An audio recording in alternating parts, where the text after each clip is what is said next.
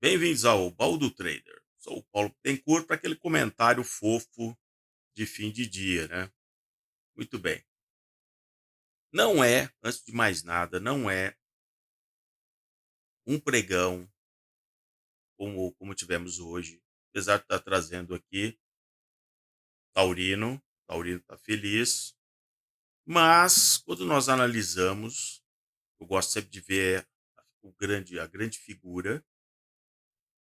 Vejam, não é um pregão desse que muda uma tendência, né? Numa semana curta, e ainda com o feriado americano na segunda-feira, o que faz que o volume fique muito menor.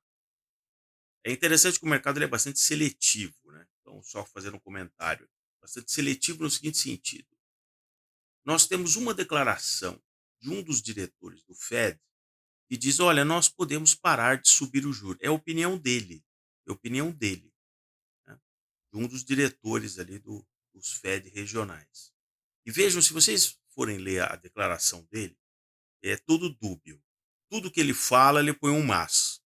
Nós já podemos parar de subir o juro, a menos que o cenário requeira e tal. Depois ele fala: não, as coisas aqui da inflação estão controladas, mas nós temos. Então, isso me cheira uma coisa que já foi utilizada muitas vezes pelos bancos centrais, que é tentar resolver o problema no gogó. Isso é muito comum em bancos centrais. Ele tenta resolver a coisa no gogó, ele vai tentar te convencer que está tudo bem, tudo joinha e tal.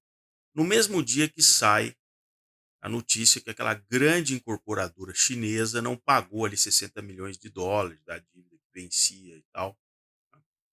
Esse é um fato relevante. Esse é um fato relevante. Mas quando eu digo que o mercado é seletivo, ele prefere acreditar em coisas fofinhas. Então ele prefere acreditar no que um dos diretores do Fed disse sem mostrar nenhuma evidência. Aí quando você tem a evidência que é uma empresa importante do setor imobiliário na China, que provavelmente vai entrar como a Evergrande, né, também uma situação de insolvência, aí não. Aí você, né, o petróleo sobe 4%, subiu e se manteve nesse patamar no dia de hoje. Você também releva isso. Afinal de contas, o presidente da Petrobras disse que não, se o petróleo continuar subindo, aumentando a volatilidade, o modelo deles de abrasileirar o preço do petróleo está funcionando. É claro que está funcionando.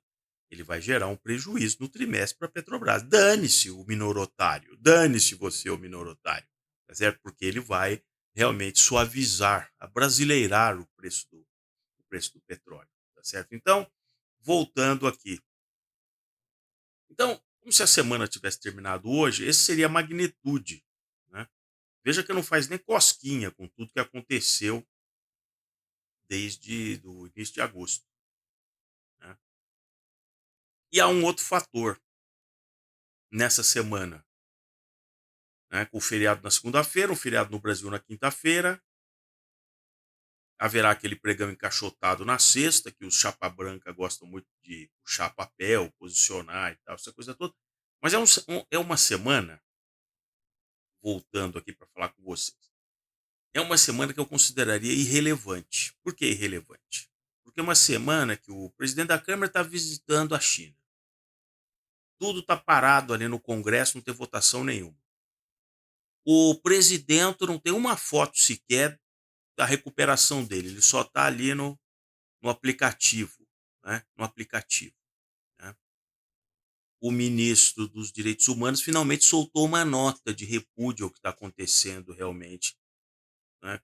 Israel contra os terroristas. Eles são incapazes de chamar o Hamas de grupo terrorista. Assim como jornalistas fofinhos, né? Jornalista fofinho, como eu vi no final de semana na rádio que só toca desinformação, a âncora falando em conflito, até que ela começou a receber paulada, ela falou assim, não, isso não é conflito, é terrorismo.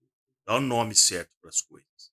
Agora, é uma semana sem notícia nenhuma.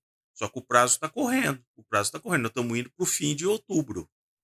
O prazo está correndo. Então, situações que ficam represadas não necessariamente aparecem no mercado de bolsa no dia a dia, porque o cara está ali operando e tal, eles vão vender na sua cabeça.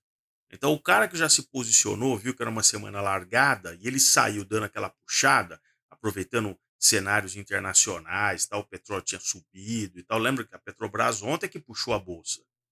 Hoje, né, o pessoal vem no carrego, vem no carrego, mesmo porque muitos têm que equilibrar ali a posição no próprio Ibovespa, né, nas principais ações, num cálculo, por exemplo, de índice passivo, né? Então descolou, Petrobras avançou muito no dia de ontem, então outros tiveram que se recompor. Mas vão vender na sua cabeça, você pode ter certeza, porque a partir da semana que vem, o mundo volta ao normal. Nós teremos as sessões, está marcado aí, inclusive, votação, né, para algumas pautas aí, por exemplo, tributar os super ricos. Ah, e os super ricos, eles estão dando risada. Tributar os super ricos, né? Então, isso vai ser muito bom para a mídia. Então, agora, finalmente, tributamos os super ricos e tal, né? Se um super rico ele tiver que pagar mais imposto, ele vai descontar isso no salário dos funcionários que ele paga, nas margens dos produtos que ele produz. Em toda a minha vida, por exemplo, ligado a banco, todas as vezes, nos anos 90, principalmente quando os dissídios, né, do sindicato dos gato gordos de bancários impunham 9, 10, 11% de dissídio. Passados alguns dias, ali por volta de setembro, que era ali o dissídio da categoria, eu já recebi uma ordem que vinha lá de cima e dizia assim, ó, corte na folha tantos por cento. Imediato, imediato. Né? E paralelamente na tabela de tarifas que era publicada, né, em todas as agências do Brasil, ele já corrigia, ou seja, ele fazia já um ajustar, como se fosse né, ajustar meta ali né, na planilha Excel, o dissídio não saía do bolso do banqueiro, não, saía do bolso do correntista através de tarifa e nas demissões que eram feitas para equilibrar a folha, porque o custo da folha ao chegar no final do ano tinha que estar no mesmo patamar, apesar do dissídio dos gato gordos, certo? O que foi transformando os caras em salários cada vez maiores. Quando esses caras eram demitidos, eles não conseguiam o mesmo salário em nenhum lugar.